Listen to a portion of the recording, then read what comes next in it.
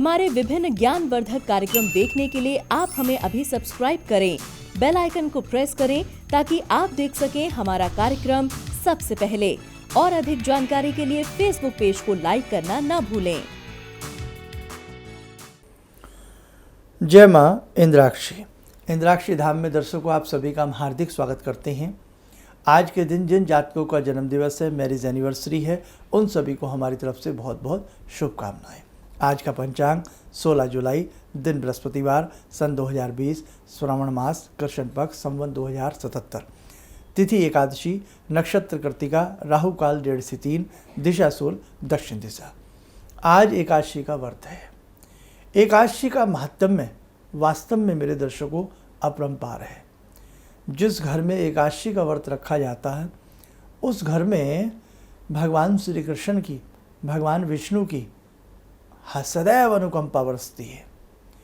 एकादशी का व्रत बहुत बड़ा व्रत माना जाता है। एकादशी के व्रत में बहुत लोग व्रत नहीं भी रखते हैं, तो एकादशी के व्रत में हमें कुछ दान जरूर करना चाहिए। अगर आप व्रत नहीं रखते हैं तो हम एकादशी में क्या दान करें, ठीक है। बहुत लोग एकादशी की बात आते ही चावल पे ध्यान चला जाता कि भाई चावल का क्या रहस्य है, एकादशी में हम चावल क्यों ना खाएं, है ना। बहुत सारी बातें आपके दिमाग में आती हैं। तो चंद्रमा का संबंध बहुत बड़ा होता है किसी भी व्रत से। अब चंद्रमा मन को डामाडोल करता, चंद्रमा मनसो अजायत, चंद्रमा मन का ही पर्यायवाची है। मन डोला तो सब कुछ डोल जाता है। चावल सफ़ेद चीज़ से लिप्त होता है, और चावल की खेती हो या चावल को उबाला जाए, देखो इत्तेफाक की बात, चावल की फसल में भी खूब पानी चाहिए, खूब पानी चाहिए। पानी में इसकी पौध होती है और पानी में ही ये पनपता है और पानी में ही उबाल के ये पकता है। हमारे शरीर में भी बहुत पानी है, सबको मालूम है। तो चावल खाने का निषेध, और भी कई आध्यात्मिक बातें हैं, लेकिन ये मैं एक मोटी सी बात बता रहा हूँ। चंद्रमा से चावल का संबंध है, तो सफ़ेद चीज़, ख़ास तौर से चावल जिसमें पानी की बहुलता ज़्यादा मिलती हो या प्रयोग की जाती हो, तो हमारा किसी व्रत में, ऐसे पुण्य व्रत में या किसी भी चीज़ में मन स्थिर रहे, मन विचलित ना हो, समझे आप। इसलिए चावल की खास तौर से मनाही की गई है। हमारे शरीर में भी 1/4 पानी है, और चावल जब आप उबालते हैं तो उसमें भी 1/4 पानी डलता है। 1 कटोरी चावल होंगे तो 4 कटोरी पानी डलेगा, है ना। तो साइंटिफिक आधार भी है इसका ये, और आध्यात्मिक रीज़न भी इसके अनेकों हैं। आज खैर समय नहीं है। एकादशी में हम जितनी गौ की सेवा करें उतनी अच्छी बात है। एकादशी के दिन किसी भी गौशाला में जाकर जो हमें वहाँ काम दिखता है हम करें। और हमने एक बार कहा भी था कि जो व्यक्ति 5 एकादशी 108 गुड़ की पेड़ियाँ 5 एकादशी को 108 गाय को खिलाता है, उसकी अनेकों प्रकार की कामनाएं गौ कृपा से पूर्ण होती हैं।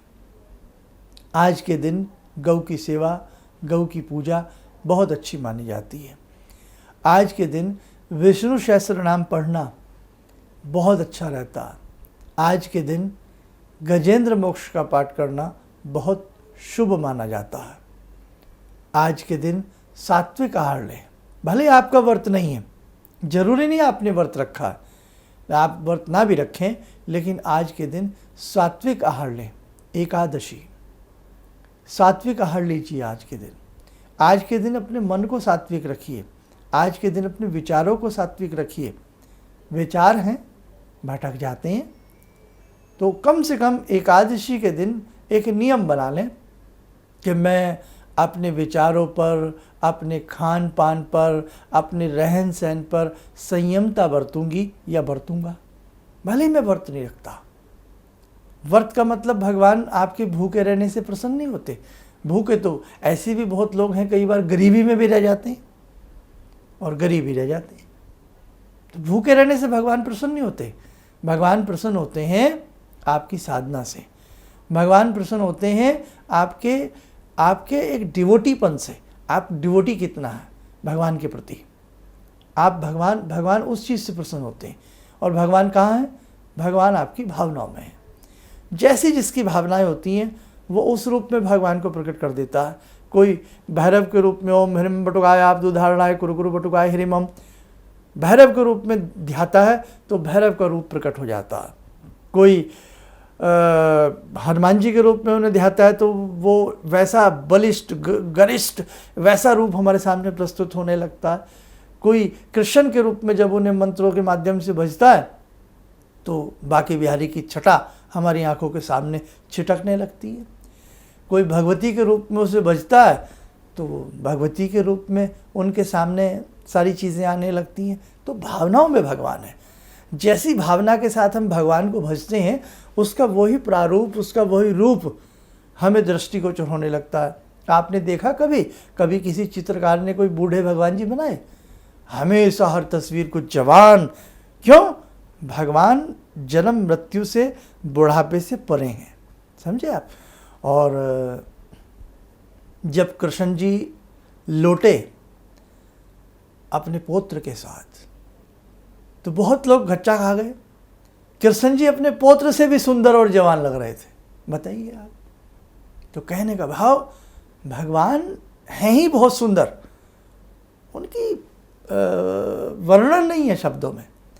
तो मेरे दर्शकों, एकादशी के दिन हम ज़्यादा कुछ ना कर सकें, अपने मन को सात्विक रखें, अपने मन को साध करके रखें। और हमारे घर में जिनका एकादशी का व्रत हो, अब जिनका किनका, हमारे बुजुर्ग ही रखते हैं बेचारे, हमारी माँ रखेंगी, हमारी नानी रखेगी, हमारी दादी रखेगी या हमारे दादा रखेंगे। अब जवान लोग तो अब पता नहीं क्या समझने लगे इन सब चीज़ों को, है ना। एक बार मुझे याद है, मैं ट्रेन में सफ़र कर रहा था तो शायद गुरुवार का दिन था, तो एक बच्चे ने मुझसे पूछा, लड़का था जवान, कि अंकल क्या समय हुआ? मैंने कहा बेटा रात के 12 बजे हैं। बोले अच्छा। उसने फटाफट वेंडर को आवाज़ लगाई कि नॉन वेज ले आओ। अब शताब्दी ट्रेन है, राजधानी है, इनमें खाना मिलता है, बताइए। मतलब दिन भर वो उसने पालन किया और 12 बजे से नॉन वेज खा रहा है। क्या क्या क्या फ़ायदा, फिर क्या मकसद है उस व्रत का?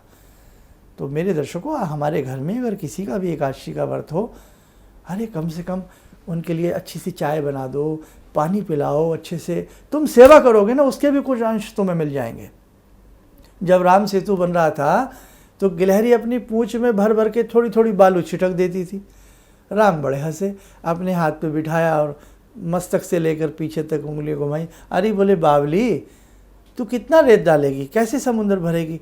बोले मैं समझ सकती हूँ, मैं समुंदर नहीं भर सकती, पर मैं कुछ कण से प्रयास तो कर सकती हूँ। राम बड़े प्रसन्न हुए। तो और कहते हैं कि जो गिलहरी के सिर पे वो उंगलियां हैं ना, वो भगवान राम की छपी हुई है। तो भाई भगवान भावनाओं में बसते हैं। आप लोग समझें, अब आप लोग इधर उधर की बातों से बाहर निकलें, ज़माना बदल रहा है, ठीक है। तो तकियानुसी बातों में ना फंसें।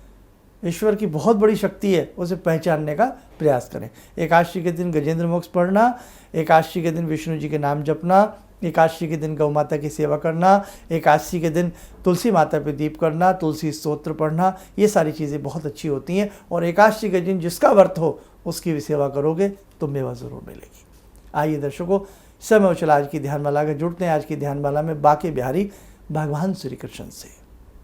ॐ करारविन्दे न पदारविन्दं मुखारविन्दे विनिवेशयन्तं वटस्य पत्रस्य पुटे शयानं बालामुकुन्दं मनसा स्मरामि बालामुकुन्दं मनसा स्मरामि कस्तूरीतिलकं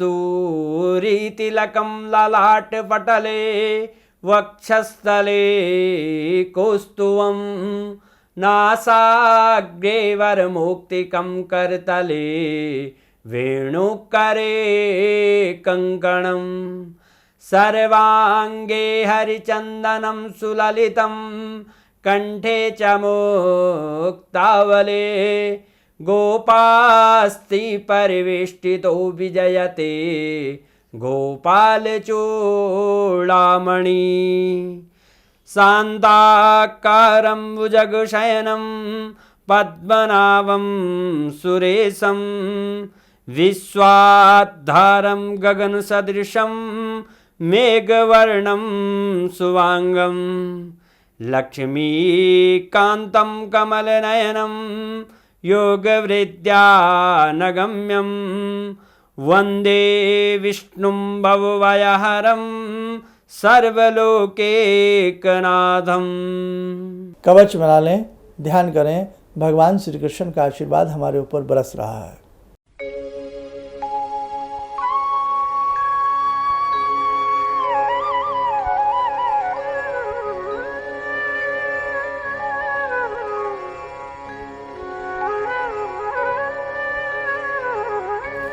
ओम बोलते हुए नेत्र खोलें, सामान्य हो जाएं। देखो दर्शकों, आप सुनिए सबकी, लेकिन वो बात करें, वो काम करें जो आपकी आत्मा को अच्छा लगे। हो सकता है कई बार हम भी गलत हों, लेकिन गलत चीज़ों को फॉलो मत करिए। बस सुनो सबकी, लेकिन कम से कम हमें भगवान ने मस्तिष्क दिया है। पशु में हम में यही तो फर्क है, पशु सोचता कम है, हम सोचते हैं, हम पशु नहीं हैं। तो यही बात है, मनुष्य के पास जो मस्तिष्क है सबके पास, लेकिन जो मनुष्य के पास मस्तिष्क है उसका 1/3 पार्ट तो हम यूज़ ही नहीं करते, बहुत कम करते। भगवान की शरण में रहना, अच्छे से रहना, आपकी सारी मनोकामनाएं समय समय पे पूर्ण होती रहेंगी। जय माँ इंद्राक्षी। अब मेरा एक बेटा है जो चार्टर्ड अकाउंटेंट है अभी, तो वो क्या था, मेरी कोई बात नहीं मानता था। सालों तक मेरा उसका झगड़ा चलता रहा और मेरे जो जानकार लोग थे उनसे मैं कहता था भाई मैं इससे हार जाता हूँ, क्योंकि मैं इसे कहता हूँ सुबह जल्दी उठा कर, ये कभी उठता नहीं है। क्या हुआ कि मैं आपसे मिला आकर, कुछ आपने उसके लिए भी उपाय बताए, जो सारे उपाय मैं ही कर रहा हूँ। और आपको सुन के बड़ी हैरानी होगी इस बात की कि जिस बच्चे को मैं कभी पूजा के लिए कहता था कि हनुमान चालीसा करो, तुम ये करो, वो करो, वो कुछ नहीं करता था। आज मैं बड़ा हैरान हूँ कि सोमवार के दिन वो उठता है, खुद ही जो है वो मेरे घर में बेल का पेड़ भी लगा है, बेल के पत्ते तोड़ता है और उनके 11 सेट बनाता है। कहाँ से उसने लिया मुझे पता नहीं। और भगवान शंकर पर जाकर जल चढ़ाता है, उन पर राम राम लिखता है। और ये सब जो मैं ये समझ पाया हूँ कि जो मैं 2 महीने से आपका ये जो कर रहा हूँ मंत्र का जो है, तो मेरे ख्याल में इससे बड़ी उपलब्धि तो और कोई हो नहीं सकती। धन्यवाद। किसी भी समस्या के समाधान के लिए मिले प्रसिद्ध हस्तरेखा एवं वास्तु विशेषज्ञ प्रोफेसर धर्मेंद्र शर्मा जी से। नोट: शिविर में भाग लेने हेतु एवं व्यक्तिगत रूप से मिलने के लिए कॉल करने का समय सुबह 10 बजे से शाम 6 बजे। हमारे विभिन्न ज्ञानवर्धक कार्यक्रम देखने के लिए आप हमें अभी सब्सक्राइब करें, बेल आइकन को प्रेस करें ताकि आप देख सकें हमारा कार्यक्रम सबसे पहले। और अधिक जानकारी के लिए फेसबुक पेज को लाइक करना न भूलें।